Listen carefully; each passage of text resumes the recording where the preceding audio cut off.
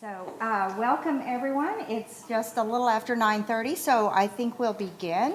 Welcome to the 9th spring lecture series of the Center for Children and Families.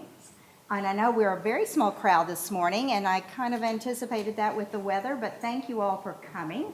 And you two guys, scoot in closer. It's funny to have a small crowd and then be looking from one big side to the other. This is a big auditorium, but we're very happy to be here in the Davidson Auditorium of the School of Management at the University of Texas at Dallas. It's my pleasure to welcome you, but to also introduce one of my favorite lecturers that is a part of our lecture series. Dr.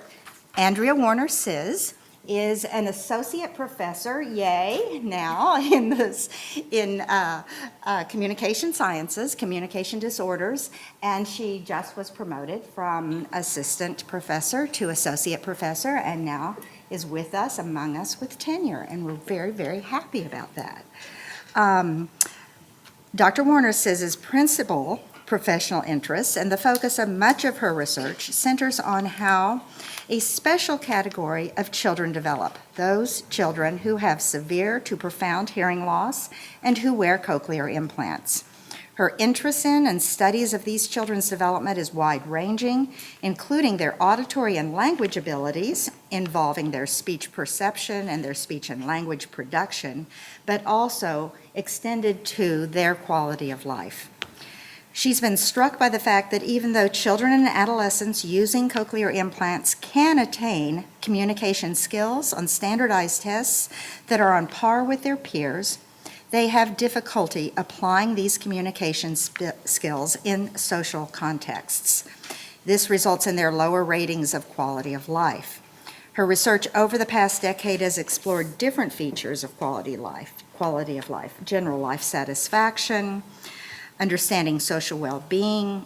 Her research has extended to looking at their experiences of bullying and their experiences with peers, and she'll talk with us more about that today.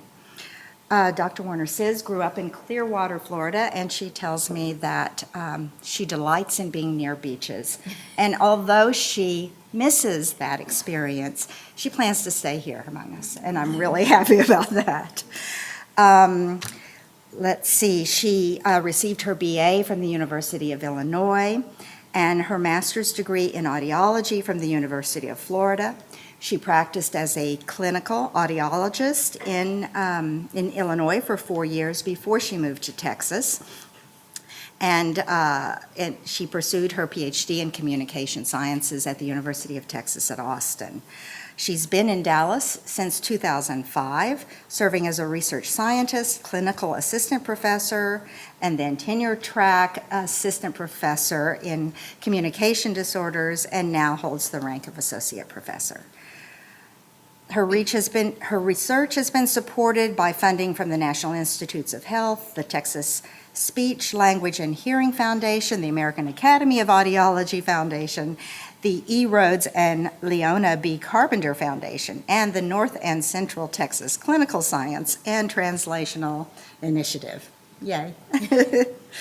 Dr. Warner-Czyz is an actively contributing member of the Center for Children and Families faculty affiliates. She provided a wonderful lecture at our past spring lecture series a few years ago.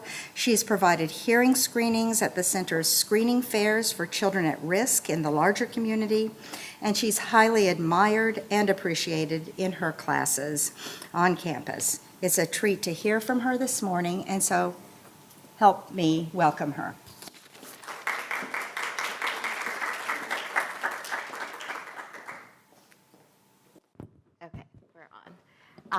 Let me back out of this one. Thank you for coming today. I tried to get here a little bit early to avoid getting rained on. I don't know if you did the same thing. So I appreciate the opportunity to talk to you today. I'm going to move this so I can actually see you, or not. To talk to you today about social well-being in children who have hearing loss, particularly those who get cochlear implants. So as a relatively social person myself, this is something that's very near and dear to my heart, and I look forward to sharing what we've learned, what we still need to learn, and where we can go in the future. The whole purpose is to maximize the social well-being in this population. So just to make sure everybody's on the same page, this is how we graph hearing. We don't usually have all of these pictures and letters on there, but I want to make sure that everybody understands what hearing loss is and how it can affect how we hear speech and language in typical conversation. So across the horizontal axis, we have different pitches, ranging from low pitches on the left to high pitches on the right. And on the vertical axis, we have the intensity of sound, ranging from very soft sounds or low intensity sounds at the top to very loud sounds or high intensity sounds at the bottom, like a lawnmower, a jackhammer, and an airplane. This area, which is typically called the speech banana, but here it looks more like a swoosh. I thought we'd go with the UTD theme. So this is showing where the different sounds of American English are located. And up here in this range, this is considered what's within normal limits for hearing. For someone with a mild hearing loss, they have access to most of these sounds in the conversational speech, but as hearing loss gets more severe with a moderate, severe, and profound hearing loss, the access to sound decreases. What I want to focus on today are those kids who have severe to profound hearing loss. So if we look at this shaded area here, you can see that there is no overlap with the sounds of speech, and that means without any auditory technology, these children will not have access to the sounds and language in their typical environment, interaction environment. Hearing aids can help some of these kids, but they don't necessarily or always give enough access to the sounds of speech. And so another alternative for the kids who have hearing aids who maybe aren't progressing in their auditory, speech, and language milestones is for them to get something called a cochlear implant. So this is an example of one of the cochlear implants that's available on the market. And how it works is that sound comes into a microphone. It gets coded for the frequency or the pitches and the intensity of sound. That signal goes, if I can, let me put this up.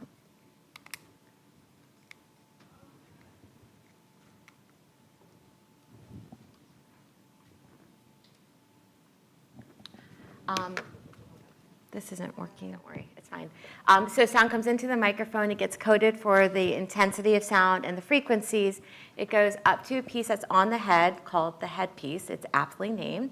The signal is transferred transdermally across the skin to an electrode array that's been surgically implanted in the cochlea or the inner ear. The good news is that this gives access to sound for kids, and the FDA, the Food and Drug Administration, has approved cochlear implants for babies as young as 12 months of age, and we can see cochlear implants in children throughout all of childhood. And I just want to point out that just because the FDA has said that the guidelines say 12 months, that doesn't mean that younger babies aren't getting cochlear implants at this time. The good news is that cochlear implants do allow access to sound for the children with severe to profound hearing loss, and that gives a way for them to develop the auditory, speech, and language skills that they need, and many of them can accommodate those skills and develop skills that are similar to hearing peers, which is really good news. But that doesn't mean that all of them do, and there's a lot of variability in how these children perform. And we don't have a really good way to figure out exactly what's causing all of that variability. There are so many factors, and we're trying to determine what is it that we need to think about. But a lot of this research that's been done is focusing on speech and language and hearing and those communication skills, which is what we really need to know. But it doesn't tell us how they're applying those skills in the real world, and how are they doing socially, and how is their life satisfaction and their quality of life. So kind of that umbrella of how we like to think about these kids as more than just somebody who has a hearing loss and needs to learn how to talk. We need to think about them as a whole child and put everything together for how they are going to internalize this and appreciate life themselves. So when we think about quality of life, we have to realize what it is. It's a uniquely personal perception of your satisfaction in life across multiple dimensions. So here it's showing the three main pillars of quality of life. We can think about it in terms of physical well-being, which might be your energy or your fatigue and your physical health. We can think about this in terms of mental well-being, so things like anxiety and depression, depressive symptoms. And then we also can think about this in terms of social well-being. How do you interact with others, whether that's family or friends? And today, the focus will be on social well-being. If we think about generic quality of life, and all that means is this is a questionnaire that you can ask anybody. They don't have to have a hearing loss. They don't have to be a certain age necessarily, but you can ask anyone these questions. How did you get along with your friends this week? Did you feel tired this week? And what we know about generic quality of life in adolescents who have hearing loss versus those who have typical hearing is that if we look across all of these different domains, whether it has to do with physical or emotional well-being, or we can look at self-esteem, family, friends, we can look across individual domains, or at the very end on the far right, you can see it's total quality of life. So if we combine everything together, do we see a difference between the kids or the adolescents who have normal hearing and those who have hearing loss who are wearing cochlear implants? And if we look at that total score at the very far right, there's no difference in the overall quality of life. And I know you're thinking, well, then this talk's over. Why are you even doing research in this? Because I know, it's really more than that, I promise. So there is no significant effect, but it's not all rainbows and unicorns. So just because this overall number says that they look the same, that doesn't mean it has everything to do with how it's specifically affecting these kids in the domains where hearing loss really can affect them. And that's what I want to focus on. So if we go back to that slide that I just showed you where I just said there's no difference. So there's no significant difference, but I want to draw your attention to these two domains, friends and school. So the white columns here are showing quality of life for the typical hearing kids, and the blue columns are showing what we know about the kids who have cochlear implants. So for this is the mean score on a quality of life measure called the Kindle, and a higher score means higher quality of life. And in both of these domains, friends and school, the kids or the adolescents who have typical hearing are showing higher quality of life than those who have cochlear implants. And what's more interesting is this is what we see for adolescents, but if we look at the same exact measure for kids between 8 and 11 years of age, that's not there. There is no difference between the kids who have typical hearing and those who have cochlear implants between 8 and 11 years of age, which is what we saw in the adolescents. So they look exactly the same, but it's changing in adolescents. Let's think about why.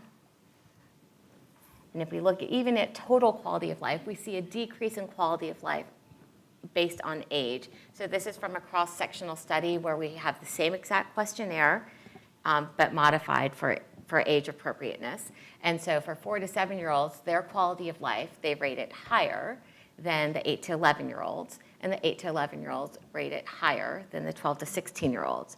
And the 4 to 7-year-olds have significantly higher quality of life for how they rate it relative to the two older groups.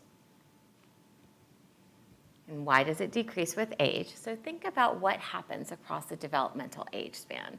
In preschool, your self-concept, it's all about you. You are the center of the universe, and that's all that matters. And your friends, we're all equal. I don't see any difference in color or hair or gender. I don't care about that when I'm a preschooler. All I care about is that you're fun to play with on the playground and you're nice. And as long as those things are in place, everything's fine.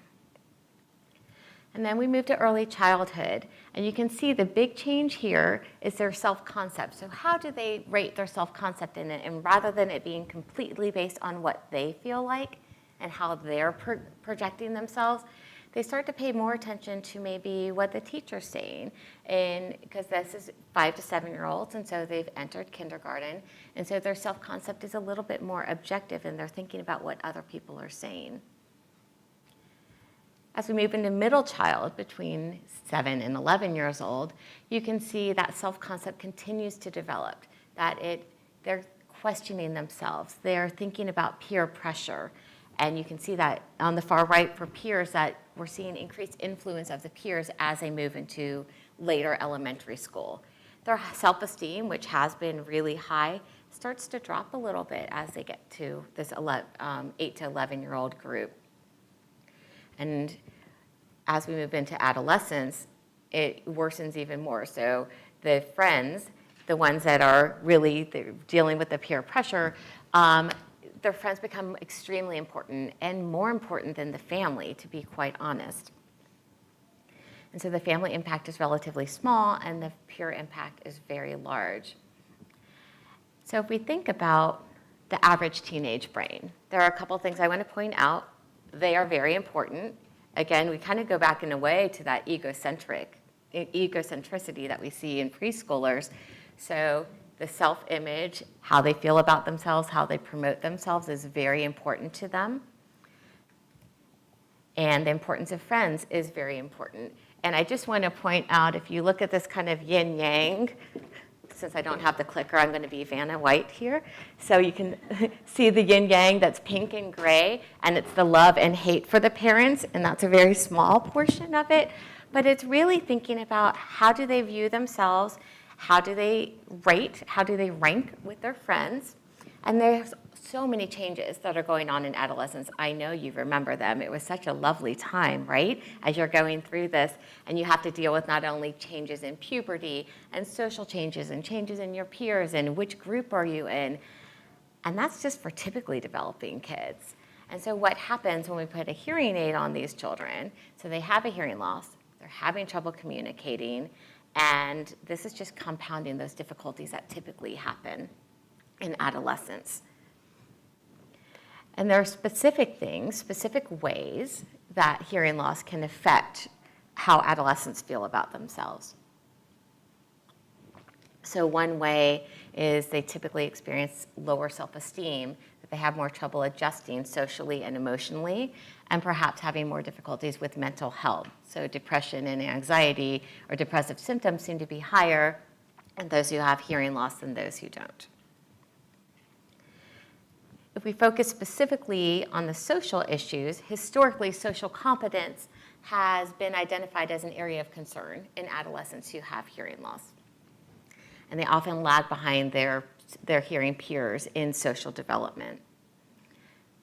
And up here I have several things listed that they feel socially less accepted, that maybe they're feeling higher rates of rejection, having more difficulty making and maintaining the friendships that are so important, particularly when we get to middle childhood and adolescence. And perhaps related to that, that they feel isolated, that maybe they feel that they're being excluded, maybe having higher depressive symptoms, and this can relate to and have cascading effects on their academic performance, their peer relationships, and future relationships as well.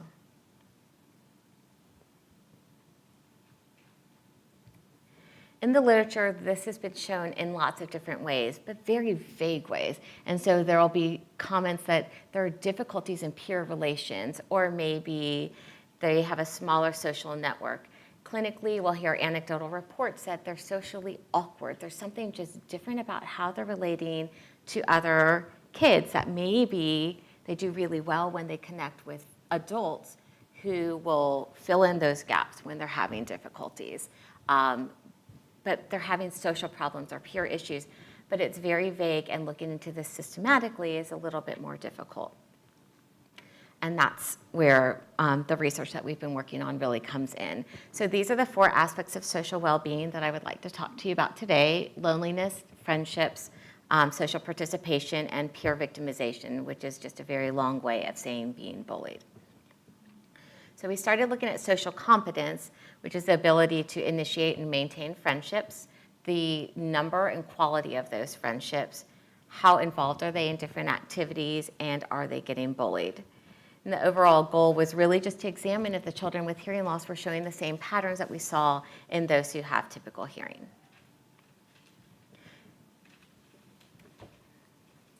We started looking at loneliness. We decided to tackle that as our first topic. And the research shows that the children who have hearing loss, that they report more peer problems, that they're having more difficulty communicating with them, and perhaps is because they have hearing loss.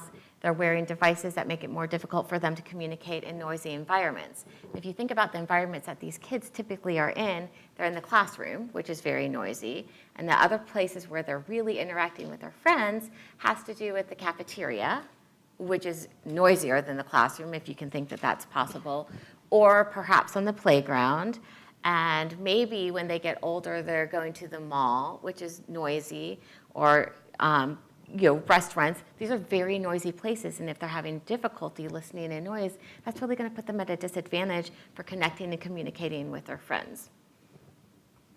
It also may be that with hearing loss, that they are having trouble recognizing the suprasegmental cues, so the intonation changes. And that's really important because if you think about sarcasm is completely based on how you say things, and the disconnect between what you're saying, maybe what your face is saying, what the words are, and how you're saying it. And so if they're missing those cues, perhaps they're missing sarcasm, and they're missing the jokes, maybe they're missing the puns.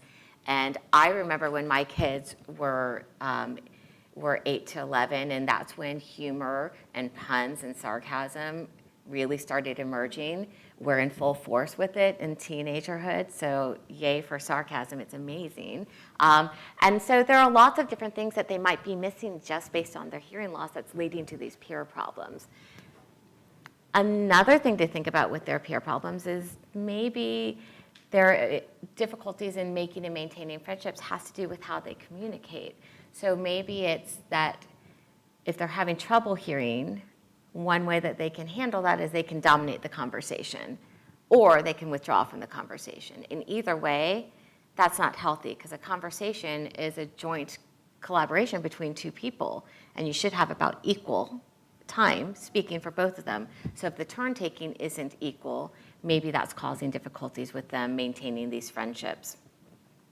And there's also reports in the literature that there are higher levels of loneliness in those who have hearing loss. And that's what we wanted to find out, because feeling lonely is going to have a negative effect on their psychosocial skills and how they feel about themselves and their overall quality of life. So here's a study that we did. So we have 62 kids who have cochlear implants and 79 with typical hearing. And you can see they're about equally balanced for gender. The age is about the same, 11 and a half versus 12. And the children who in the cochlear implant group have an average age at implantation of 2.7, so about 2.5 years of age. And what we asked all of them to do was to complete what's called, they rated their communication competence. So they rated how well on a scale of 1 to 10 did they feel like they could hear in quiet, and how well on a scale to 10 could they hear in noise. And the last one is how intelligible did they feel like their speech was. The other part that we had them complete was called a loneliness and social dissatisfaction questionnaire. And this is a 16-item questionnaire, and all they had to do was answer these questions. It was a 1 through 5 scale. And then they had to answer about questions about feelings of loneliness, their perception of their social competence, and how they appraised their peer relationships. And a higher score, a higher score on this means greater loneliness or social dissatisfaction. And this is what we found. For those who have typical hearing, we're showing the two groups on the x-axis. So we have typical hearing shown in white and the cochlear implant user shown in blue. And on the y-axis, we're showing the total score. So remember, a higher score is indicating higher loneliness or more loneliness. And there's not a difference. If we look at the overall score, there's not a difference. But what's really interesting, and we did an item analysis also, and we looked at the different questions to see, is there any place that there's a difference between these two groups? And the one that came out is the one that's looking at social exclusion, that specifically asks, I feel left out of things at school. And on that particular item, there is a significant difference between the groups. So this is corroborating what's been in the literature for children who have hearing loss, whether or not they're wearing auditory technology, whether they're wearing hearing aids or cochlear implants. This has been kind of a stalwart across the literature throughout the history of anyone looking at social skills in this population. So we're seeing a significant difference based on how they feel like they're being included socially with their friends. Another thing that we found, if we go back to their communication competence, is that communication abilities are significantly correlated with how they rate their loneliness and social dissatisfaction. So children who reported better speech and noise abilities, and those who reported that they were articulate, that it was easy for others to understand them, had lower loneliness scores. So that tells me that if they're having these troubles, if they're having difficulties communicating, that's leading to higher loneliness scores. So in summary for loneliness, we found that there's no effect of auditory status on overall loneliness, but on specific items like the social isolation, we do see a difference between them. And that the communication skills may be underlying the differences that we're seeing. We wanted to delve more into that and find out if greater isolation had to do with how many friends they had. So maybe the social network is different for those who have hearing loss versus those who don't. And we asked them a very simple question, how many friends do you have? And they could pick from these 5 categories, from no friends all the way up to lots of friends. So with this basic question, we asked 75 children, about half of who had cochlear implants and the rest had typical hearing. About half of them were girls, and obviously the rest boys. The age is about the same, about 13 and a half to 14 years of age. And again, the mean age of device fit, so when they got their cochlear implant was a little after 2 years of age. Let's see what the kids with typical hearing show. So here are the 5 different choices and the number of participants. So it's just an absolute number on the y-axis. So you can see that 0 from the group with typical hearing said that they have no friends, and that the bulk of them, about 3/4 of them, said that they have several friends. But most of them are saying they have either several friends or lots of friends. We see the exact same pattern for the children who have cochlear implants. So same thing, about 75% of them are showing that they have several friends, but you see the pattern looks exactly the same.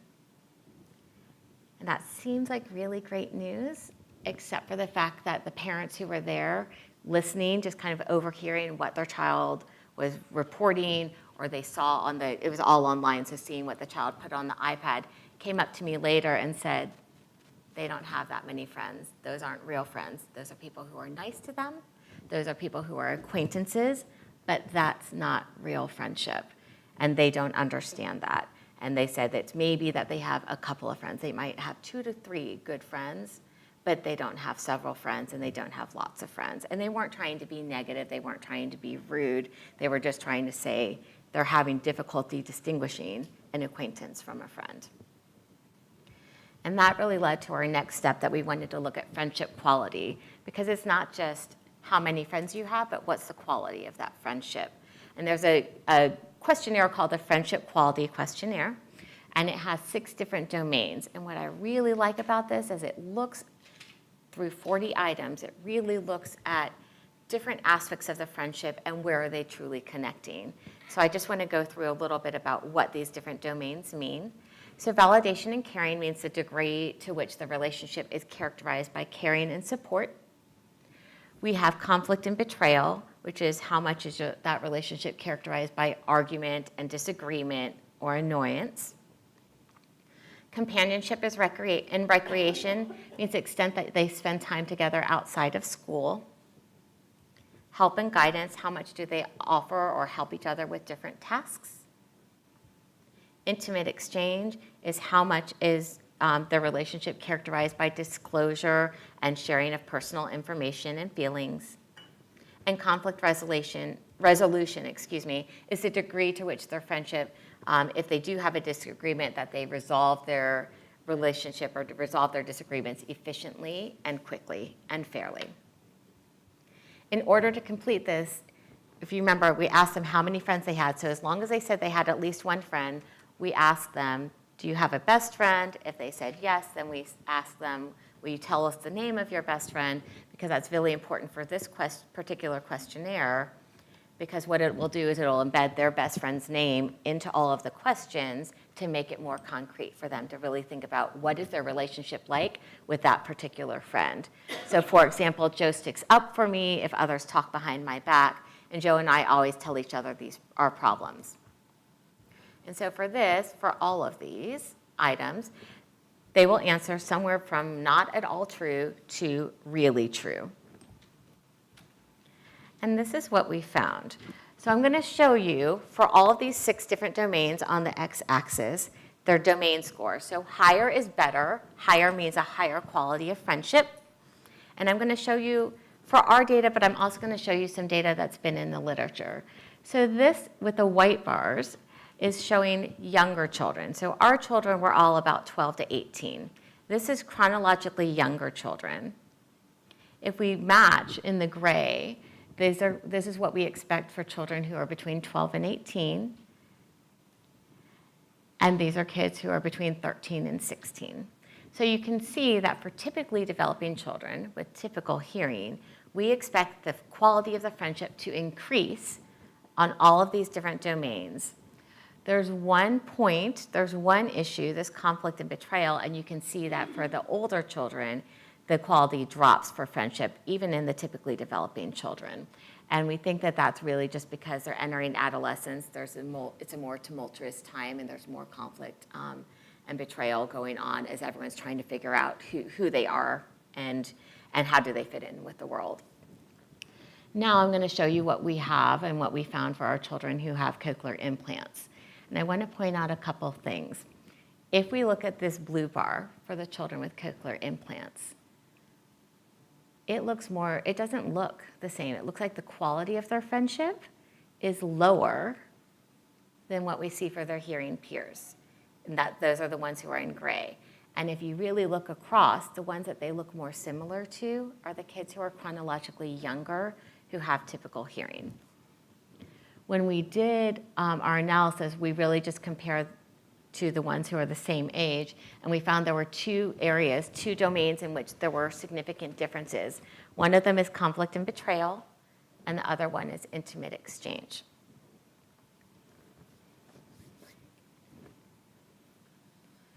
These children also filled out that communication competence, so they reported or rated their own competence in speech perception and quiet, in noise, and their speech intelligibility. And what was interesting was that all three of these ways that we looked at communication competence in this group was related to their friendship and their friendship quality, particularly validation and caring and intimate exchange. So maybe if they're having difficulty communicating with others, that's going to make it more difficult for them to share that personal information and their feelings. So we really wanted to think about, what is this? What's causing these issues and these differences in their friendship quality? And maybe it's communication, maybe it's their language skills. So if we just could boost their language skills and just improve how they hear, maybe that would help. And so that correlates to what we found with their communication competence, that the ones who are better communicators had higher quality of friendship. So maybe they just don't have the language to navigate those social situations. And maybe it's that they have immature social skills. So maybe when I was talking about the turn taking, maybe they're dominating those conversations. And if they dominate the conversations or they're withdrawing, then they don't have that special high quality bonding time with their peers. Either way, it's going to make it more difficult to communicate with others if it's not an equal turn taking. And also there are studies showing that they have trouble entering conversations, particularly if it's a group of kids who have typical hearing. So trying to get in with that group and socialize with them tends to be a bit more difficult. And the other thing with the immature social skills is, anecdotally, the parents would tell me that their friends, the friends of the children who had cochlear implants, whether they were adolescents or between 8 and 11, that their best friends were usually 1 to 2 years younger, which really goes along with what I was showing you here, that how they're relating the quality of their friendships and how they're interacting with others is more similar to the chronologically younger children. So that really goes along with what we were getting anecdotally from the parents as well. And finally, the other part that was anecdotal report from the parents was that the parents were telling us that they don't really have a concept of what's a true friendship and what's an acquaintance. And I think that's a very difficult thing for us to learn in general. So think about how hard that is when you have a hearing loss as well.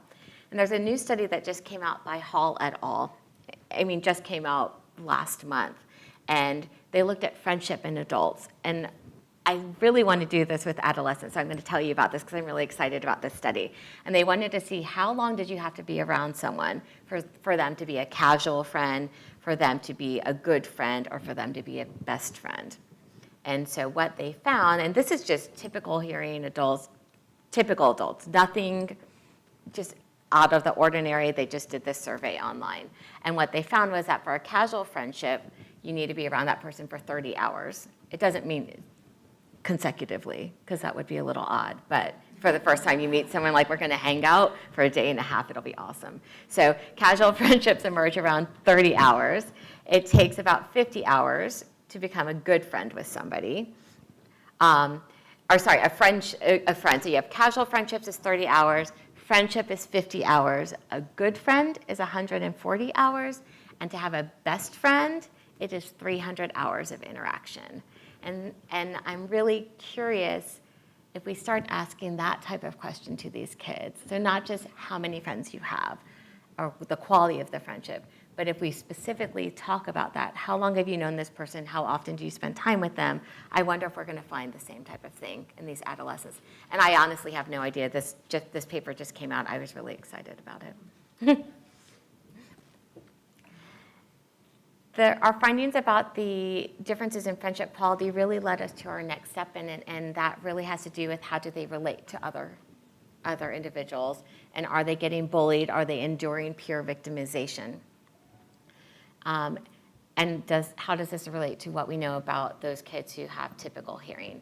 So we know just from the pure definition of peer victimization that this is unwanted aggressive behavior or behaviors in which there's a power imbalance, whether it's real or perceived, and it's something that can be repeated multiple times. In the general population, about 1/3 of the children who have typical hearing in the general population have reported at least one type of bullying. And it differs if we specify what the different types of bullying are. And so on the y-axis, you can see different types of bullying, that they're teased, that there's been rumors spread about them, and on the x-axis, it's showing the percent who are reporting peer victimization. So this is what we see in the general population, that typically they're getting teased, they have rumors spread about them, or they're being physically hurt, meaning hit, kicked, spit on, pushed, something like that. But of all those numbers, none of them exceed 20%. So most of them, the max is about 17%. There are risk factors for peer victimization in the general population. So age is one factor. Gender affects how often, but specifically the type of peer victimization that we see. And those who are perceived as weak or different. And children with special needs are different. There is something different about them, and so they're at higher risk for being bullied. And research has shown that they get bullied 2 to 3 times the rate of what we see in the general population, and typically it's name-calling, social exclusion, and rumors. So I just want to point out that the social exclusion is not something that came up in the typical general population, and that's less than 5% in the general population, but it's something that we really see in kids who have special needs. And those who have hearing loss do have special needs, and they are at higher risk also. And there are different reasons for that. It could be because there's a physical difference. They're wearing a hearing aid or cochlear implant, possibly have a syndrome. It could be that they're different because they have communication difficulties. Those social skills that I was talking about and how they interact with their peers might be a bit different. There are personality factors. Maybe they withdraw, maybe they're more anxious or depressed, and those are things that make them more likely to be picked on. They might be perceived as weak. Maybe if I pick on the child who has hearing loss, they won't tell because they don't have the language to do it. And preferential seating, is that drawing attention to them? Of course it helps them hear better, but is that something that draws attention to them that might possibly make them a target as well? So here we did a study. We have 56 adolescents with hearing loss, and I used data from the general population from a study that had over 4,000 in the general population. And they all answered this questionnaire, and these are the 7 different types of bullying. And if they said yes to any of them, then we said that yes, it counted as them being picked on. And this is what we found. So we're going to have the 2 different groups on the x-axis and the percent reporting that they were picked on at least once on the y-axis. So this is a number I showed you before. So 28%, about 1/3 in the general population, report that they've been victimized by a peer at least once. And those children, adolescents with hearing loss, or half of them say that they've been picked on at least once. So about twice the rate. And if we look at how they're getting picked on, look at this. Every single one of the 7 categories, the children or the adolescents who have hearing loss, whether they're wearing hearing aids or cochlear implants, have higher rates of peer victimization for every single type of bullying that we asked about. The 2 that are significantly different are coercion, so being forced to do something that you don't want to do, and that social exclusion. Remember, I told you it was about 5% in the general population. It's over 26% in those who have hearing loss.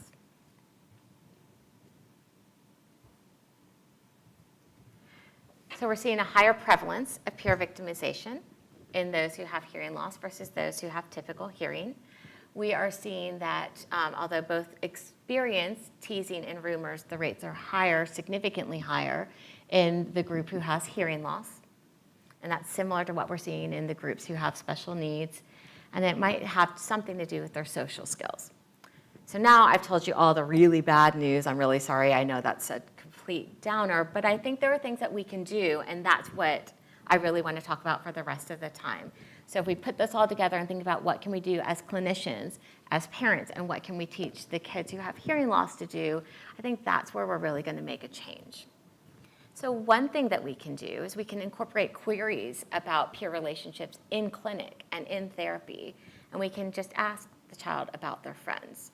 We can ask if they say they don't have friends, we can ask if they feel afraid to go to school, and that can possibly lead to questions about bullying. And so there are ways to incorporate it in an appointment in an easy manner as a routine screen to make sure that these children are not getting bullied, or if they are, that they know how to advocate for themselves, that the parents know what they can do, and that schools know about it as well. Clinicians also can target language, social, and pragmatic skills. And this is something that we're really good at. We're good in therapy at getting them language. We're good at getting them vocabulary.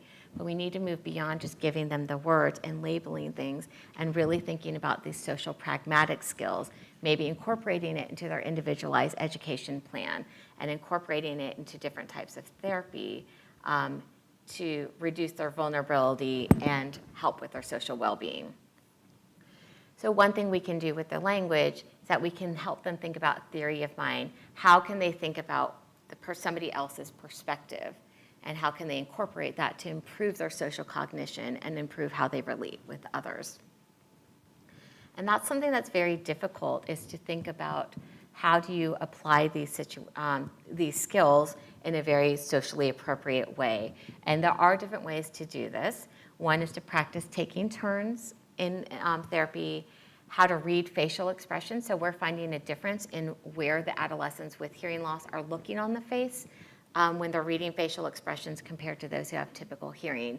And so thinking about more than just what are they getting auditorily, but how are they using their vision to supplement what they do or do not hear. Thinking about role playing, giving them social scripts and social stories that they can use in the real world until it becomes more natural.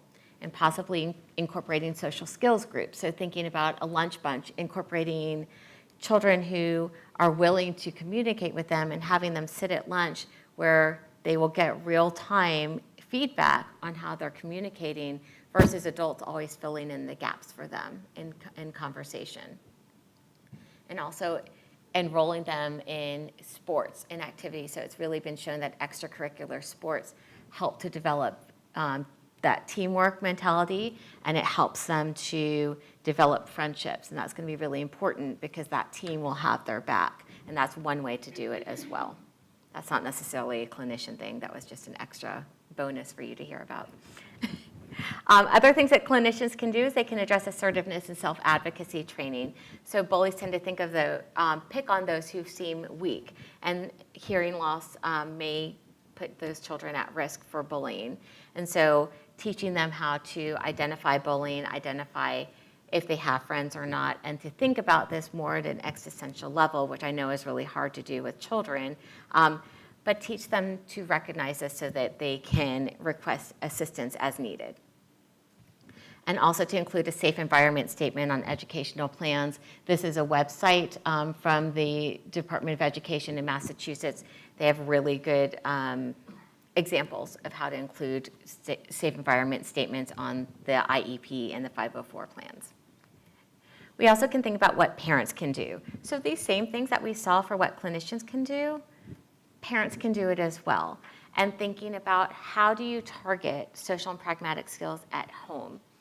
And how do you think about self-advocacy? So if we're thinking about social and pragmatic skills and we want them to think about maybe how other people are thinking, there are examples in children's literature all the way down to preschool age. And if you think about Little Red Riding Hood, when she goes and she sees the wolf for the first time, what is it? It says in the book, oh my grandma, or what does it say? Oh my, what big teeth you have, or what big eyes you have. Does it ever say in that Little Red Riding Hood thought that the wolf was her grandmother? It's never explicitly stated. So how are you supposed to know that? How are you supposed to pick that up? And sometimes for these children, maybe thinking out loud and bringing that to their attention, that this is what somebody's thinking, is going to help them. And another thing, this is partly from the literature and partly from what parents have told me, is their children who were really successful with cochlear implants, they always made sure that their children were included. Their house became the place where people would come. And the mom told me that she would arrange for play dates at her house. And that way her child was always included. She would arrange for them to go to the mall or go to the amusement park or go somewhere that she knew her child would always be included. And again, incorporating them on teams and enrolling them on teams is going to be a really big deal. The other part is addressing assertiveness and self-advocacy, and this is really emerging in the literature right now, that we need to have these children involved in their own IEP process, in their own educational plans. They can speak for themselves, and teaching them to advocate for themselves. Where are they having problems? What do they need?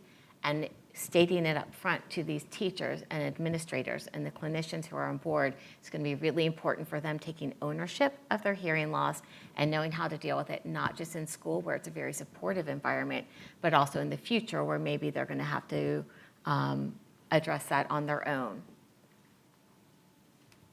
And finally, parents don't have to be clinicians. They really need to be parents. And one of the big tasks that parents need to do is to have frequent open communication with their child. And that sounds, of course, they should do that. But even just taking 15 minutes where you really listen to the child and talk to them about their day and talk to them about their friends, talk to them about how school is going. But 15 minutes is enough to know, is your child showing different patterns in how they're eating and how they're sleeping, their fatigue levels, how they're interacting with others.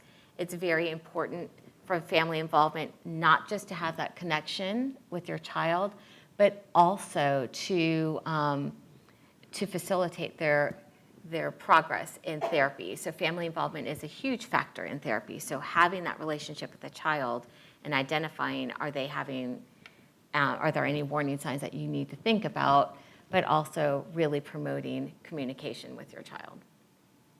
And finally, the child has a role also. So teaching them to be their own advocate is probably one of the best things that we can do. There are ways that they can be an advocate without being negative. They can be assertive in teaching others how should we react to each other, how should we relate to each other, how to know how to say no And I think that's something we really need to teach these children. I think one of my favorite things is how Malcolm Gladwell talks about David and Goliath in his book. And he talks about that sometimes those who have special needs, who have something, a condition that they need to deal with, rather than always viewing it negatively, think about what it might teach you. How do you overcome adversity? How do you learn to overcome this and help to make you stronger rather than weaker? And so with that, I will leave you with thinking about what can you do in your role as a parent or grandparent or a clinician to help improve social well-being in children and adolescents who have hearing loss. And this is something that's really new. It's a very new field, and we're trying to learn more about how these kids interact socially with their peers. There are therapeutic interventions to try. There are different things to learn, and we're in our infancy, but with your help, we're hoping to move on and progress through our own childhood. So thank you so much. I'll take questions if you have them.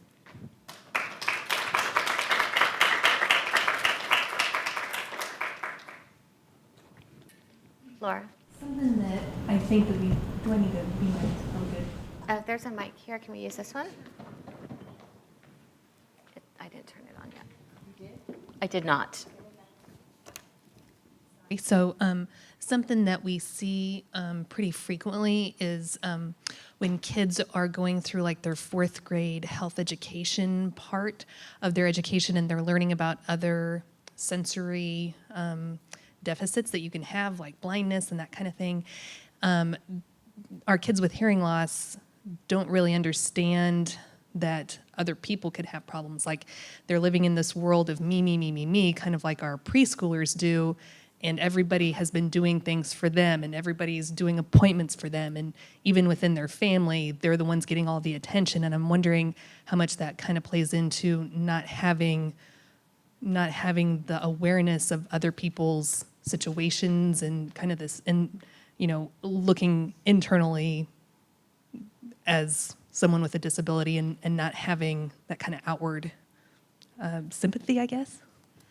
I think that's really interesting. I have to say the kids who I've seen, and I don't know if you've seen the same thing, the ones who tend to be most successful, academically and socially, are the ones whose parents just treat them as a child, and they don't coddle them. They don't treat them as a child who, a hearing impaired child is a child who happens to have hearing loss.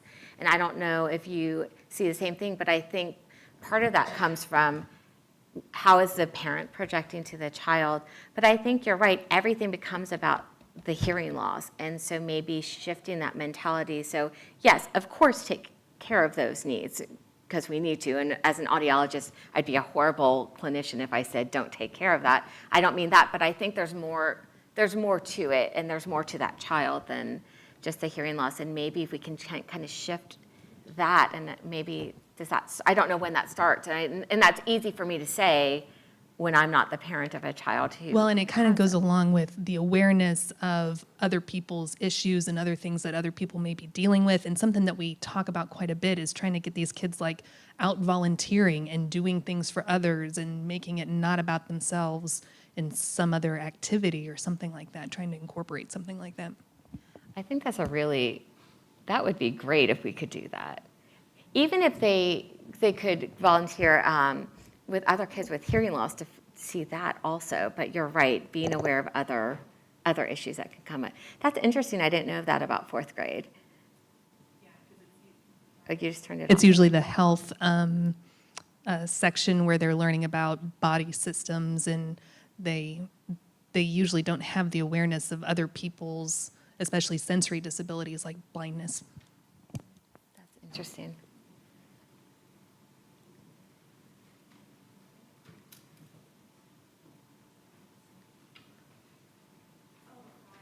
Oh.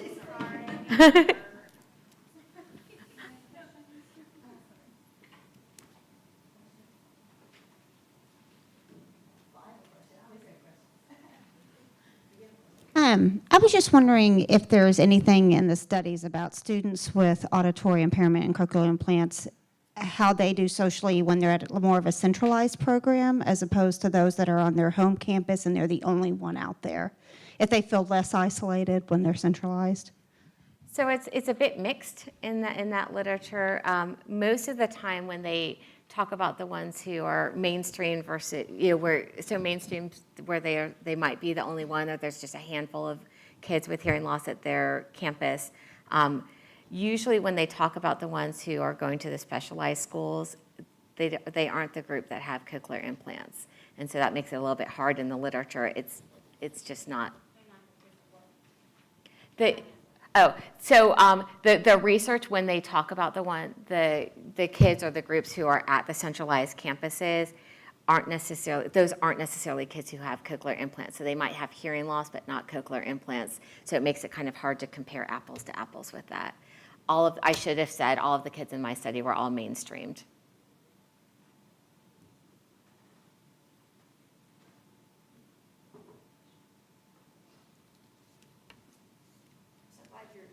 Doing this work, and it opens up so many other possibilities and questions of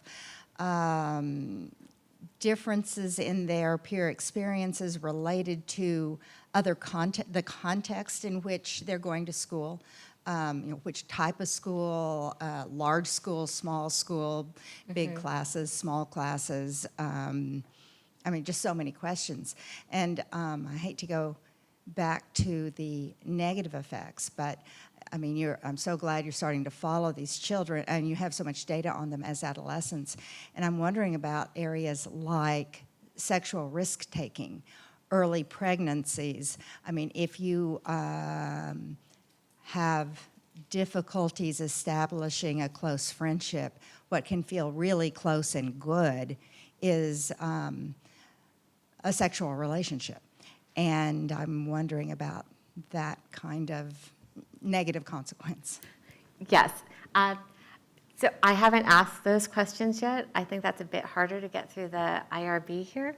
But when I talked about this to clinicians, I think about a year and a half ago, and they were having some problems with promiscuity, particularly with the girls that they were trying to find out. That was how they were fitting in. And there was one of them, and it would be like, oh, well, that's my boyfriend. And so the clinician who had known her really well would say, well, does he know that he's your boyfriend? Or I have 10 boyfriends. And so finding out about how to navigate that aspect as well. My brother works for CDC, and that's actually the study that we really want to do, is looking through the CDC data and kind of connecting what we find about childhood hearing loss to those risk-taking behaviors, because it's not, we can talk about, we aren't going to, but we can talk about sexual promiscuity, but there's also driving risks. Are they driving faster? Are they doing other things, doing drugs and alcohol? Are they more likely to do those high-risk behaviors if they're trying to fit in? And I don't know the answer. I can say anecdotally, and I know we want to look at that, but we haven't yet. Have you looked at depressive symptoms? I have. And so for the bullying, we did not see a difference, but we had about 50 kids with who were adolescents, and we had 35 who were between 8 and 11, and we didn't find a relationship between the depressive symptoms. That was the only one. It was on the border, so I wonder if we would have had more kids with more variability. We recruited from a cochlear implant camp where all the families were there. We're in Estes Park. It's over the summer, and so it's possible that those rates that I showed you, 50% versus 28%, might actually be a best case scenario. And I wonder if we would have more broadly sampled the kids who have cochlear implants, if we would have found higher rates. In our longitudinal study of children without cochlear implants, typically developing, but all very low-income families, low-income households, we're surprised now as we're interviewing the children and collecting their self-reports, the number of the children in those contexts with elevated depressive symptoms. And sometimes they relate to us, very significant bullying experiences. And the parents relate to us a lot of difficulties in their trying to work with the school to have better supports there. And so these are parents who are trying hard to advocate for their children and finding brick walls, if you want to say that, with the school. So it's difficult always. I think another issue, we asked the kids if they had been picked on. And a lot of the research that's been done in the past asked the parents or they asked the teachers. And the problem is that a third of the kids don't tell their parents or they don't tell an adult. And so I think that might also skew, depending on who you ask, that might skew how many children, what the prevalence of bullying is in this population. I have one more question. Okay. Well, I have lots of questions, but what can you say a little bit more what the tendency to dominate conversations is about in peer interactions? And I know you said dominate or withdraw, but So why would they do that? Is that your question? yeah. I think if you have a hearing loss and you have difficulties with language, if you can control the conversation, then you always know what the topic is. And I think it's more of a control issue. I think it's harder when you have to try and figure out what's the content here or what did they say. It's just easier if you take over. Okay. It's easier to move forward. We all need to think about that, huh? Right. Okay, good. Do I need the microphone? Yes. So you provided a solution that was the children need to be more involved, the children need to join teams, and I think that's a very appropriate response. But whenever we looked at the data for the bullying and the issues that the coercion and the rumor spread, was there any relationship that you saw with those children in being involved or not being involved, or was that incorporated in your study at all? I have that data, but we didn't analyze it for that. We haven't looked at that yet. I have a student who's looking at it right now, but I don't know. Okay. I figured it was a safe assumption too, but I'll look forward to seeing what your student comes up with. So am I. We did have a parent who said he thought the reason his child didn't get bullied is because she was involved in teams, and she was on, even though she's tiny, she was on the basketball team, which I was never brave enough to do, but she was on the team, and that team always supported her at school. If anything happened, they would take care of it for her. So anecdotally, I think that that's true, but I haven't actually looked at the numbers yet.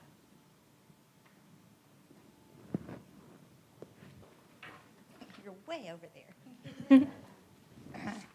Here, I'll pass it. Good morning. My name is Annette. I'm a sophomore student here. Just one question that I had in terms of social well-being and socioeconomics. Did you see any correlation with those who are on the lower end? So, for example, living in a lower socioeconomic area, were their social well-being and peer interactions a little harder, since usually by trend there's a little lack of education of what exactly a hearing loss means, how to go about it. So was there any interaction in that area? I can't speak to that. Like I said, most of our data, even though we have it from the Dallas area as well, the majority of our data did come from the cochlear implant camp, where all the families were involved. They had enough money and they could take time off to go to this camp for several days. They would fly their entire family there. So our range in socioeconomic status is very limited. I think that's a really good question. I know that's something that we want to look at for the exact reasons that you're talking about. I don't know. I would anticipate kind of what you're saying, that maybe there is a disparity based on socioeconomic status. I don't have numbers to support that, but that would be my hunch. But I think I agree with you. I think that's what I would find.